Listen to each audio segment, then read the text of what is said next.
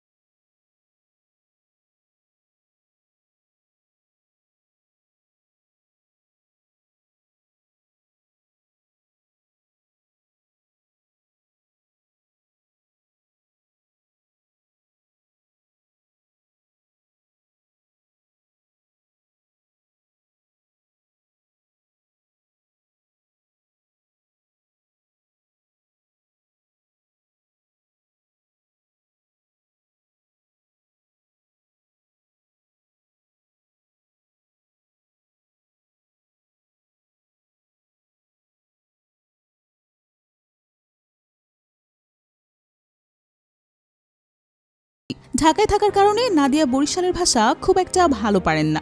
এবার কিছুটা পেছনে ফেরা যাক।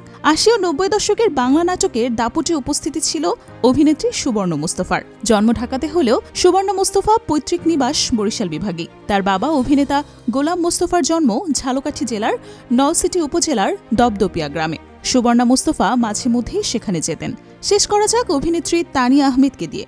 যারা বাংলা নাটকের বিস্তর খোঁজখবর রাখেন, এই নামটা তাদের কাছে সুপরিচিত। তানিয়া আহমেদের পৈতৃক নিবাস পটুয়াখালী জেলার কলাপাড়া থানার লালুয়া ইউনিয়নের চান্দপাড়া গ্রামের বিশ্বাস বাড়িতে। তার বাবা নাসিম আহমেদ বিশ্বাস ছিলেন অধ্যক্ষ, আর তানিয়া বেছে নিয়েছিলেন অভিনয়। এভাবেই বরিশাল থেকে উঠে আসা অভিনেত্রীরা দেশের শোবিজ অঙ্গনকে সমৃদ্ধ করেছেন। আজ এ পর্যন্তই। আবারও হাজির হব নতুন কোনো তথ্য নিয়ে। ততক্ষণ পর্যন্ত সবাই সুস্থ থাকুন, ভালো থাকুন। লাইক, কমেন্ট এবং শেয়ার দিয়ে আমাদের সঙ্গেই থাকুন। ধন্যবাদ।